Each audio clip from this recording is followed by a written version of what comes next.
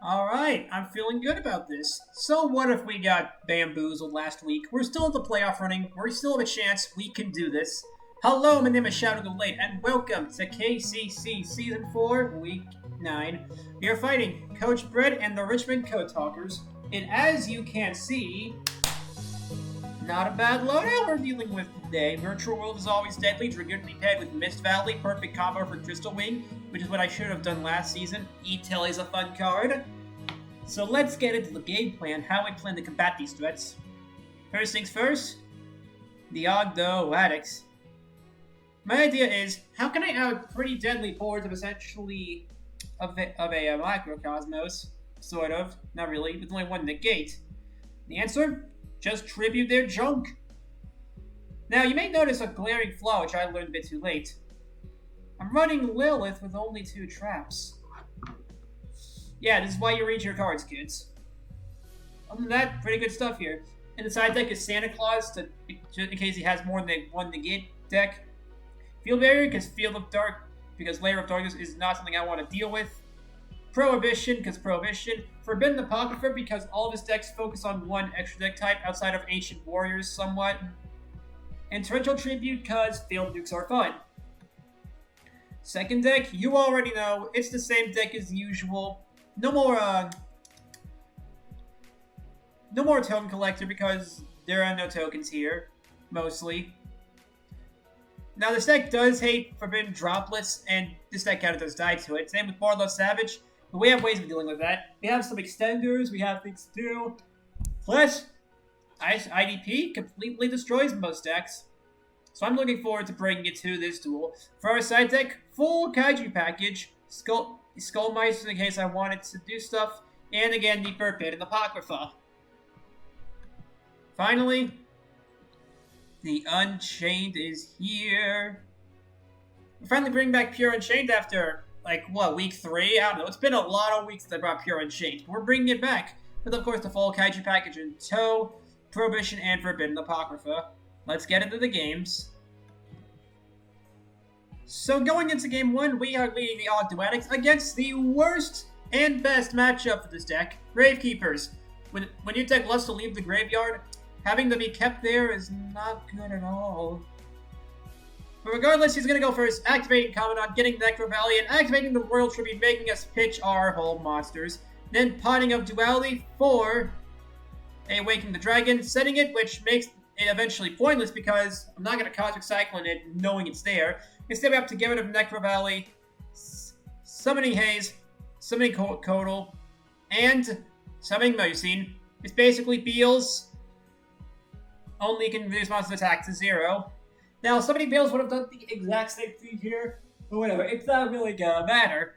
He's gonna Commandant, and then activate Necro Valley again to get restrictions up, and so we can make further plays. Fair enough. He's also gonna set Recruiter, we draw into a useless onto Abyss, and we just keep going. He's gonna search Spiritualist for next turn follow-up, drawing the useless Magical Ice Fusion, probably for Quintet Magician plays, I'd assume. And yeah, we just keep going to the battle phase and keep punching harder and harder. And then he draws the one thing he needs to out-Melusine, sort of the Gravekeeper Spy. So I get a little greedy here, summoning Codal and attempting to go for a near game, but that doesn't work. So, unfortunately, not much we can do here. He activates Hidden Tombs, which is basically Vanities, trying to attack Melusine, only twice that does nothing. And unfortunately, Hidden Temples dies when you Fusion Summon, because for that brief moment there's no Gravekeepers, I think. I don't know the exact logic here. I have to switch our monsters to the defense mode since there's not much we can do here. He double summons Recruiter and beats over our monster. Fortunately, Melusine is also invincible. So at this point, it just comes down to how long can we hold out until we find a way to draw Todd's Cosmic Cyclone and a way to out his Necro Valleys. Thankfully, shouldn't take too long. He just sets Gravekeeper Spy, likely for more utility. We activate the Layer of Darkness. I normal summon Lament. And we are back. Sorry about that. Forgot to mute a server and they interrupted me. So anyway, back to what I was saying before. There's Spiritualist on field and we are just waiting to find out. As I normal summon Lilith, forgetting there's only 2 traps in our deck. Read your cards, kids. Read your cards. Anyway, he's going to activate Descendant, and I decide to make his Supernaturalist attack 0. He normal summons the Spiritualist, summoning his own Supernaturalist. beating over our Lilith, and attempting to activate that supernaturalist effect, only to realize that Melusine's once per chain, not turn. So at that point, we're just free to move to battle phase and attack for lethal. Going into game 2, the side deck is complete. Not that you've noticed at all. And he's going first, setting Cosmic Cyclone, activating Necro Valley, and just passing. Not even opting to set the Descendant. We're going to activate notifications here, pitching one of the Queens, getting some nice back row, and then pitching the Snake Rain. This is good. Now, unfortunately, we can't get much to do here, so I'm just going to grab a Water Lily, special summon Kodal, and he's going to Ghost Mourner us for some reason. As I make Melusine and attack for 25. Bada bing, bada boom, we're going. He's going to Cosmic to our Reptilian spawn, taking the bait perfectly. That is fine by me. He's just going to set his Recruiter. Not a literal Recruiter. Yeah, we'd actually made that phrase. You just have to recruit him was coined. Anyway, we're just going to beat over him as he gets some more draws. Opting to Royal Tribute our hand for 1. Shocker. Activate Stealth, getting back a Supernaturalist, using that to make another Supernaturalist. This time, putting in defense so he can activate the effects freely, as we do not negate his stuff with 0 attack. Unfortunately for us, but we'll live. And we draw the Cosmic Cyclone, activating Lair of Darkness, using Snake Lily, summoning Nullback for free, and then summoning Armenia, summoning Douglas Diablos, and we have well over lethal. I just wanted to flex a little bit because Diablos is fun to use. Match 2, and Live Twins have rolled up against Virtual World. Let's see how this goes. Now we do have the secret password. Normal summoning Keys Kill, and you know the combo from here. We're gonna Keys Kill. He has the Ghost Mourner, only to realize that Keys Kill is a quick effect, so the Ghost Mourner does nothing other than deals 1100. Summon Blue, summon Red Link, draw 1, Snake Trouble Sunny, activate Sunny Snitch, set 2, and pass turn. Now, of course, he draws the Gamma 1 turn too late, because that's always what it does. He's gonna banish Quilong, pitching Lao Lao, activating Shushay and Quilong, opting to destroy Trouble Sunny, so we opt to shotgun it, but he is going to activate the Gamma immediately. Unfortunate for us, and he opts to Shushay our Trouble Sunny away, summoning Lulu as well. We have to Ghost Mourner him, so we can't get an ad, making Shen but we Torrential Tribute, meaning he won't get a monster if we can't have it. And in standby, he's going to activate John Woo.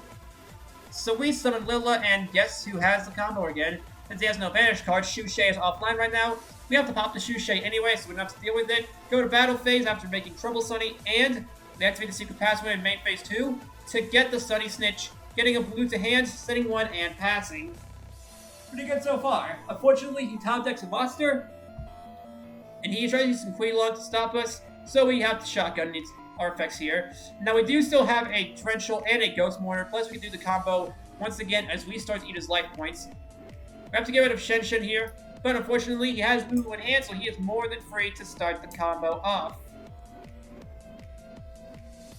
And from there, he makes the Vermilion Dragon mech. I opt to not Ghost Mourner here, as he probably won't get rid of it.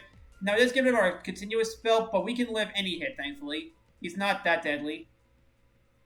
We draw the second Ghost Mourner, which doesn't really matter what we draw, as we're just free to do the combo once again. And have you seen this thing before? Summon Red, draw 1, and make the Unchained Abomination. When was the last time you saw this guy make a cameo? Anyway, we have to set 2, destroying Genre in the end phase, and there are topics that get him out of the situation, but Lily is not one of them. Fortunately, he had 2-2 in the graveyard, as he summons back Shen, and we opt to just Ghost Mourner. And thankfully, IDP will kill him in the end phase. Death by Ice Dragons. Going into game 2, we see the wildest tech of all time, Jar of Greed. Hey man, you gotta get draw power somehow. He's gonna eat Telly for Nyan Nyan, summoning Loud Loud, sending a Quinglong. I cannot say. I'm gonna need 3 more tongues to play the rest of this game. Summoning Gigi, sending Janwu, summoning Shen, banishing Janwu, summoning Gigi, summoning number 49 Fortune Tune, who cannot be shown, and activating the Jar of Greed in the standby phase, catching me off guard eternally. And we just set 5 pass.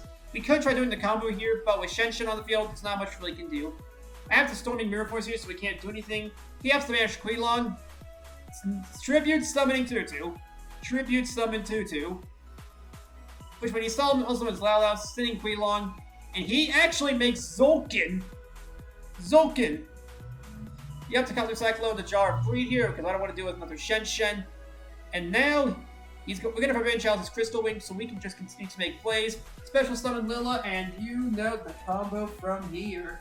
Special Red, Frost this time. Summon Blue Link, Summon Red Link, Summon Blue Link, kill Crystal Wing, because I don't want to deal with it. Special Trouble Sunny, punch Zolkin in the face, because I don't want him to summon any more Crystal Wings, assuming he has them. And he top decks the Driver, which you hate to see. He's going to try pitching it to summon Tutu, which we do not let happen at all. And thankfully, with Frost Effects, we are allowed to draw a card. I opt to use Trouble Sunny in the end phase here, just to punch him even harder while still getting advantage, just rubbing it in. And, what do you know, we have Sunny Snitch. I'm going to do that as we get Trouble Sunny into our grip. And thankfully, through sheer control effects alone, we should be fine. He's just going to set Shushay and surrender. Now from here we go to Game 3, but as seems to be tradition this season, he forfeits after Game 2. So we get a 6-0 win this week. We're still in the running for playoffs, guys. We're still in the running. See you guys Week 10.